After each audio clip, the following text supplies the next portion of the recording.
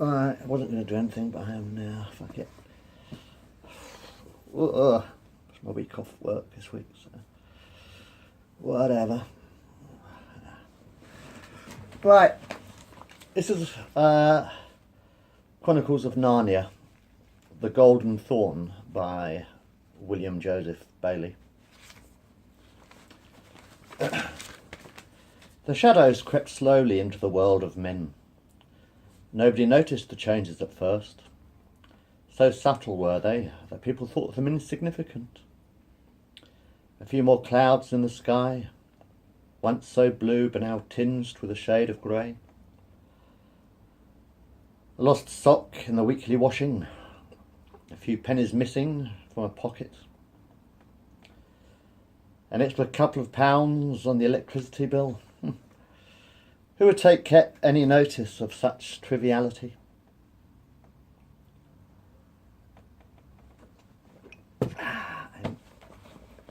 Oops. There was a feeling of gloom all around, muting up the senses like a thick grey smog.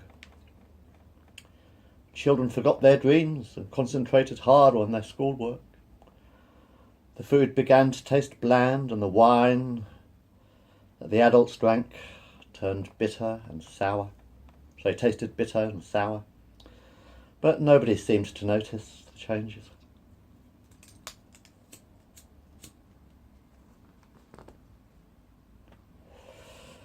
There was a feeling of apathy and disappointment all around, and life became a chore instead of an adventure, and the wonder of dreams was soon forgotten.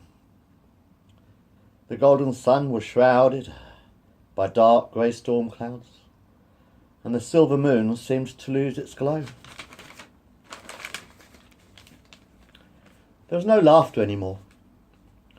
The children stopped playing games, and the people trundled on with their little jobs, stacking shelves in supermarkets, while pinstripe businessmen sat in their comfy offices counting up their profits, or crammed into an overcrowded underground train.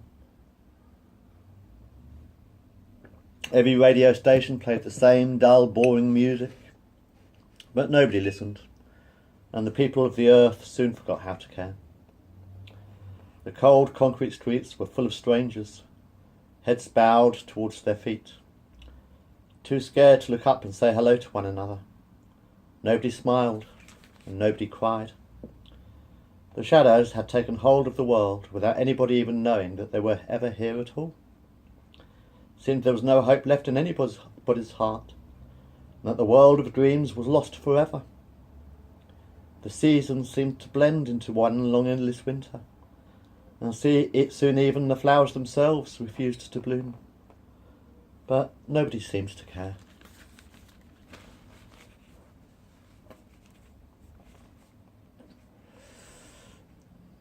The old man leant back on his pillow and breathed a heavy sigh. There was a knock on the door. Now, Mr. Wolfbane, it's 9:30. You should be asleep by now. Nurse Little picks up the book on the old man's lap. The Lion, the Witch, and the Wardrobe, laughed the black-haired woman. Aren't you a bit old for this kind of nonsense? Nurse Little gazed sternly at her patient through her spectacles. This is a children's book. You are never too old for dreams, smiled the old man. Have you ever been to Narnia? Nurse Little shrugged her shoulders and tucked the book into the pockets of her green plastic apron. I'll get one of the other nurses to take it to a charity shop or something. I think there is a second-hand bookshop down in the village. And you, dear sir, need to get some sleep. She tucked the blankets tightly around her patient. Sweet dreams, she sighed, turning out the bedside light. Fat chance with you around, sighed Peter. Nurse Little closed the door behind her. Narnia indeed, she thought to herself. Such nonsense. Senile dementia, more like. That's my diagnosis.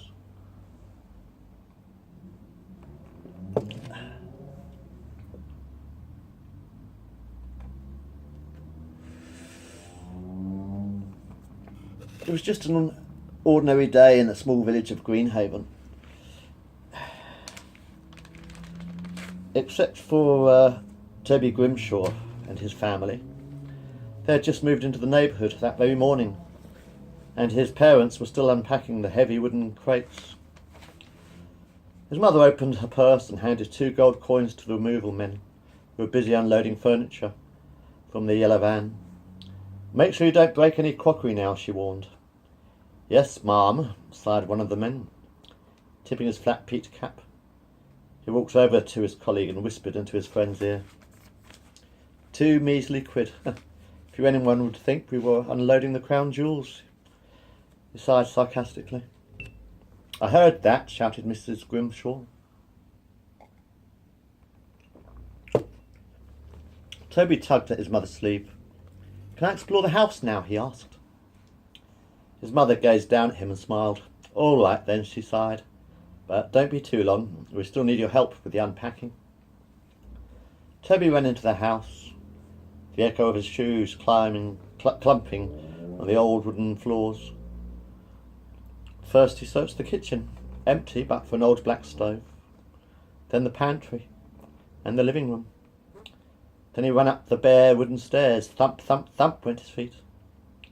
There were no beds in the bedrooms yet, and the cupboards were all empty. The bathroom was clean and white and Spartan. Toby gazed out of the window, but there wasn't much of a view. A grey mist hung in the air like smoke from a factory, and the sky was dull and grey. Strange, he thought the boy. I can't seem to remember the last time the sun was shining. He closed the bathroom door behind him, after flushing the toilet to make sure it works. Climbed another flight of stairs. But all the rooms were empty. "I wonder if there was anything in the loft," he whispered to himself.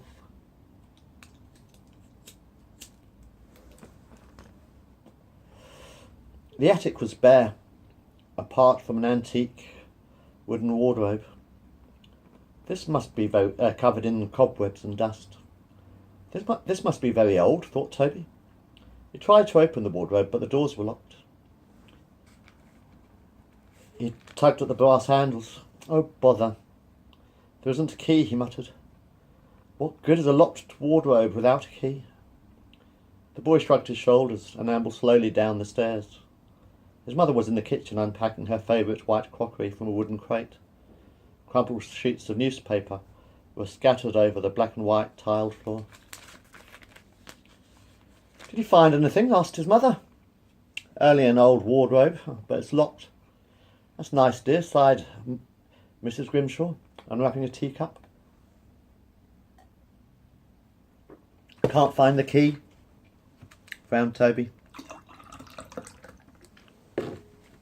His mother picked up her handbag and took out an old leather purse. She handed her son a £5 note. "Well, as you enjoy exploring so much, why don't you go down to the village and see if you can find a loaf of bread and a jar of coffee?" She hands a shopping list to Toby. "Make sure that the milk is fresh and don't squash the bread."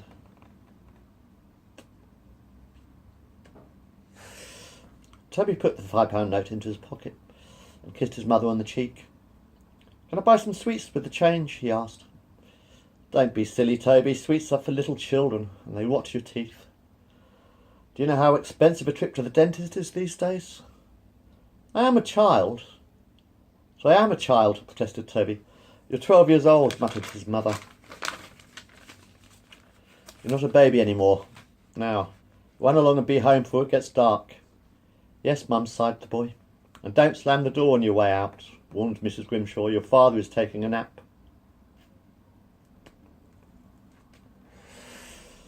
Most of the shops in the village were closed down, except for the supermarket and a few charity shops.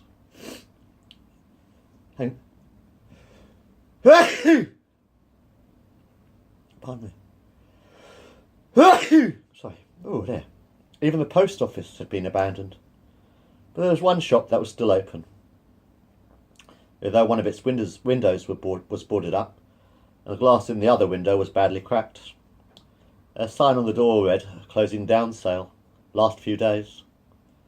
Toby tugged on the door and it opened. A bell above the door tinkled. Most of the shelves in the shop were empty and quickly gathering dust. "Can I help you?" came a whisper from behind. Toby turned round to face the voice. A friendly, middle-aged man with long brown hair and beard.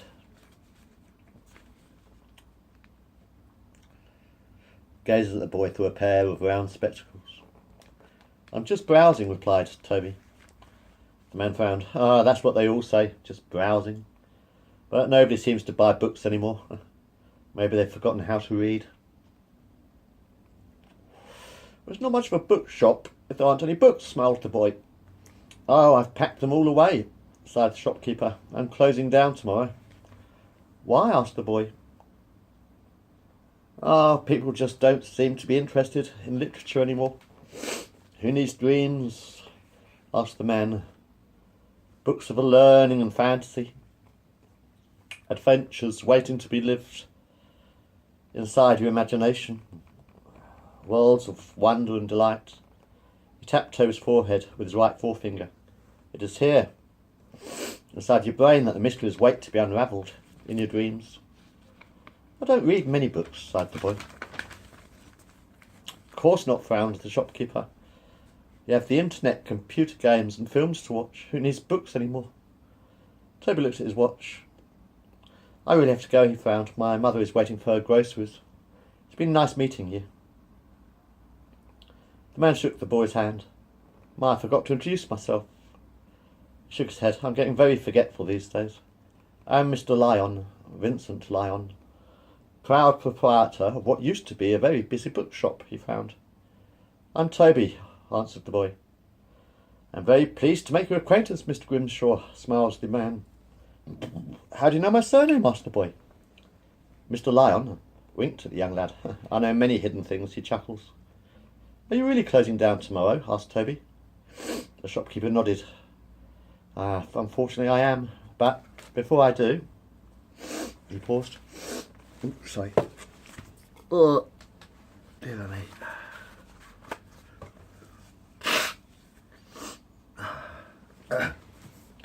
Miss Lyon reached behind the counter and handed an old tatty book to the young boy.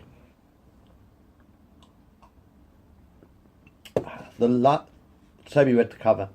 "The Lion, the Witch and the Wardrobe" by C.S. Lewis. "Is it any good?" he asked.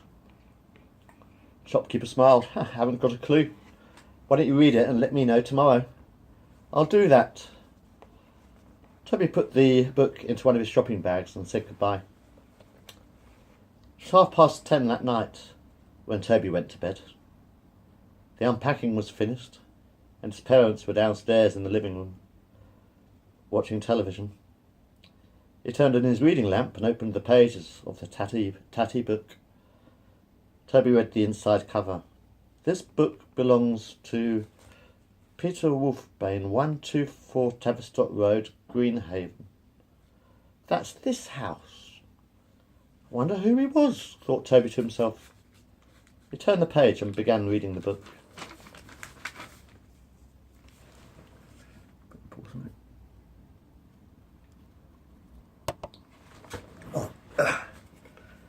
The next day Toby woke up.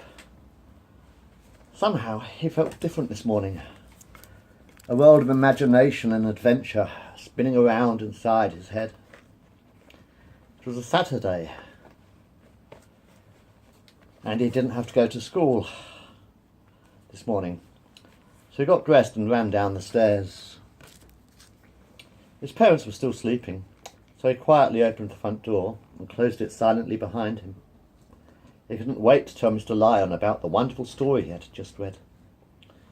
The bookshop owner was waiting outside his store, locking the door as the boy arrived.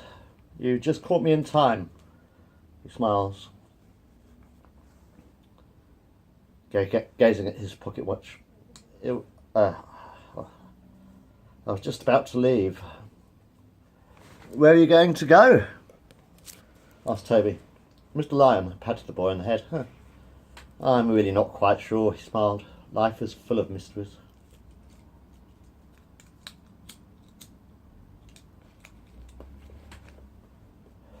I liked the book. Toby gazed up at the man. I've got a wardrobe just like that in our new house, but I can't open it. Why not? Asked Mr. Lion. There's no key. Toby shrugged his shoulders. Who is Peter Wolfbane? He asked. Who? Replied the shopkeeper, looking puzzled. His name is inside the front cover, replied the boy. Mr. Lion shook his head. Oh, I don't know. One of the nurses from the local geriatrics hospital brought it in yesterday, before I met you. Which hospital? Asked the boy. St. Teresa's, I think. It's only down the road. Why? Is it so?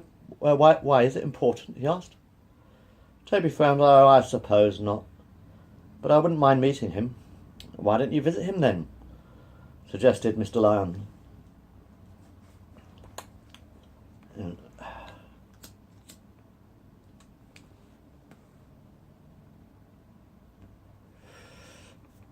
Nurse Little gazed down at the young boy. I'm sorry, young man, she frowned, but Mr. Wolfbane passed away last night. He was a very old man, you know. 82 years old, I think. Toby huffed a heavy sigh. Oh, that's a shame. I was hoping to meet him. What was he like? He asked. Nurse Little took off her spectacles and began polishing them with a handkerchief. He was a charming old man, she smiled, but a little senile. She paused. He kept muttering to himself about some lion named Aslan and some silly place called Narnia. Complete and utter nonsense, if you ask me. It's in the book, smiled Toby. The Lion, the Witch and the Wardrobe. It had his name on the inside cover. That's how I found him. Nurse Little put on the spectacles. It's just a fairy tale, child. You should put that nonsense out of your mind, she insisted. I'd best be going home. Toby looked at his watch. Mum will be cooking breakfast and wondering where I am. Is your name Toby, by chance? Asked Nurse Little. How do you know? Replied the boy. Nurse Little reached inside her green plastic apron and handed the boy a small brown envelope. The name Toby was written on the front of the envelope. Mr. Wolfbane gave this to me just before he died. He said that you would be coming. Toby opened the envelope, and a small brass key fell onto the palm of his left hand. Nurse Little smiled. He said you might need it.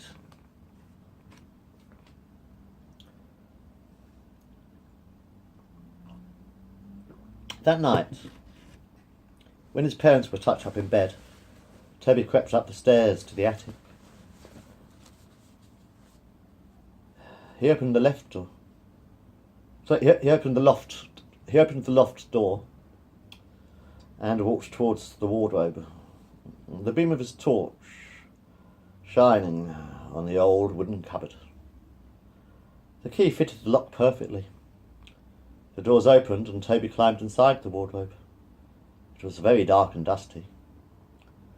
The boy pulled the hanging coats to one side, and there, before his very eyes, he could see a landscape in front of him, illuminated by a single street lamp. Narnia, gasped Toby. Just as the books said it would be. It was night time in Narnia.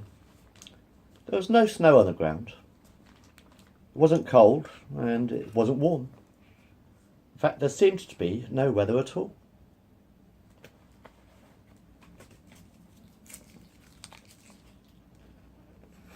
That's strange, muttered Toby, as he walked through the forest of dead trees. Thick grey cobwebs hanging from the branches. No wind. In fact, there was no breeze at all. Dead leaves crunched under the boy's feet. No bird song either, he thought to himself. Not quite as I imagined it to be. The forest was eerie and spooky, sending shivers down the young boy's spine. He brushed the cobwebs that seemed to cling to his face. Looked up at the dark night sky. No stars either. He scratched his chin. And oh where is the moon? He wondered. Toby heard a creaking noise in front of him. He pointed his torch towards an old, dead-looking tree. Two gnarled knots in the tree suddenly turned into eyes, and the tree blinked and yawned. "Oh dear," sighed the tree, in a hollow, tired whisper. "Where's that light coming from?" His eyes gazed at the boy. "Who are you?" he asked. "I'm Toby," replied the child. "Who are you?" "I'm a tree," answered the tree, shaking its branches in an irritated manner. "What did you wake me for?" "I'm looking for Aslan," replied Toby. "Who?" asked the tree. "The great lion," explained the child. "Never heard of him," answered the tree. "Is he a tree?" "No," huffed Toby, "he's a lion." "Oh, I only know trees," huffed the tree. "I think I used to know a few squirrels, but they're all gone now anyway," he sighed. "What happened to them?" asked the boy. "No nuts," answered the tree. "I think they got hungry and moved away."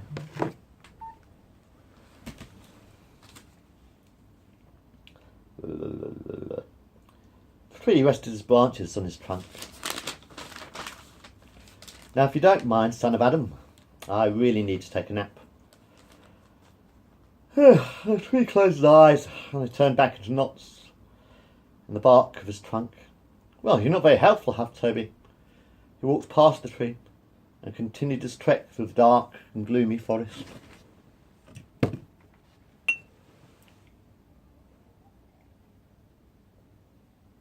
After some time he came to a clearing in the woods, and there, by the light of his torch, he could see a broken stone table.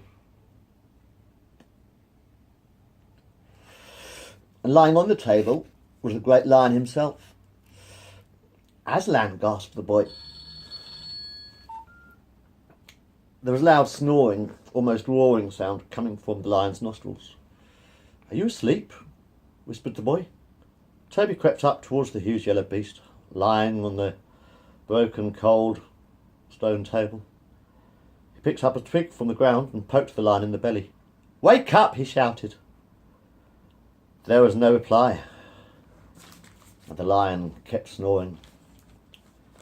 Toby lifted up the lion's left ear and shouted. "Wake up!" he yelled. Aslan was still fast asleep. A glint of gold caught the boy's eye in the light of his torch beam, and Toby gazed at the lion's left forepaw, and there, sticking out of Aslan's foot, was a golden thorn. The child tugged at the thorn, but it was no use. No matter how hard he struggled, he could not pull the jagged thorn out of the lion's foot.